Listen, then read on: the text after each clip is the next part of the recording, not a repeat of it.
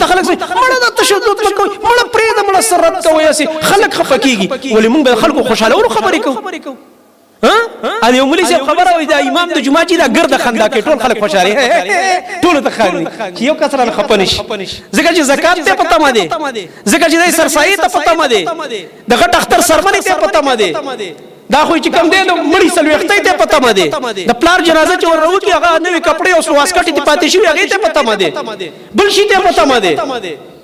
او دا غریب ګرد خندا کوي چې څوک مرانه خپنش یا به د انسان خوشاله یا به الله خوشاله والله العظیم چې زما نبی الله خوشاله ورو قسم دې چې خپل تر زامن په گزارونه وکړه مکه والے تر ګورانو کړو امین او صادق ورته ویلو کنه هغه سکترو چې د هغه د نبی صلی الله علیه وسلم په پیدایش کې وینځ آزاد کړه ابو لهب خپل سکت ری دي گزارونه په نبی علیہ السلام وکړه ولی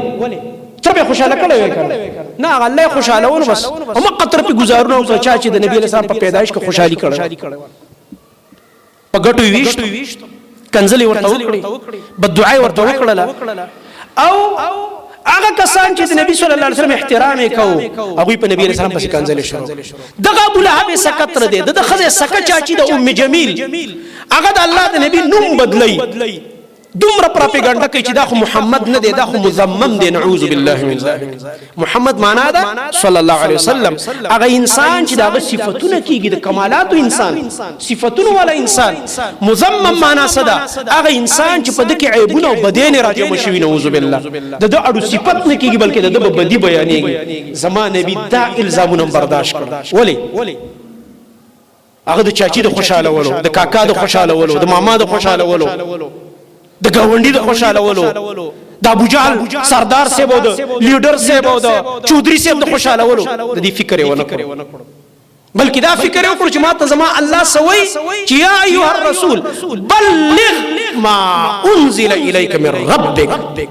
وان لم تفعل فما بلغت رسالته ماته زما الله حکم کړی دی اے نبی ورسوه هغه چې الله درته نازلای او کو دې نه رسول زما پیغام دی ادا نه کړلو ذمہواری دی ادا نه کړ زما الله ته بیا سوي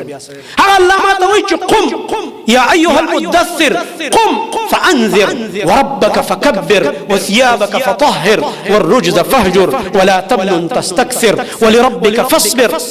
دا حکمونه د نبی صلی الله علیه وسلم ته متوجي اے په شړې کې ځان غفتون کیا بس نور د شړې کې ځان تاول ټیم ختم شو دا آرام ټیم ختم شو قم پاسېګا ودرېګا میدان کې زما خوګ نبی سچالو کا فانذر خلق له ير ورک دعوت وکا یا الله صد دعوت کوم زما دعوت کې بغټه خبره صحیح وي وربک فکبر دا الله لوی به بیانې د مخلوق لوی به د دې مکه د مشرکانو په ځړ کې د هبل شهید لوی ناسته دغه دربار د عزا ابید دربار لوی پکې ناسته ده دغه رنګه د منات او د لات سخی سیب لوی پړ کې ناسته ده لکه زموږ د خلکو په ژوند کې چې د قبر والا لوی نه ناشته دي د الله لوی په بدل لګيږي چې ته د الله توحید خبره کړه په بدل لګيږي او چې دا وی چې پلانې بابا او فلانې بابا او خدا چل کړ وي اور وي زبردست پیسه ډیر باندې دا زماني مرزم د دې زماني مرزم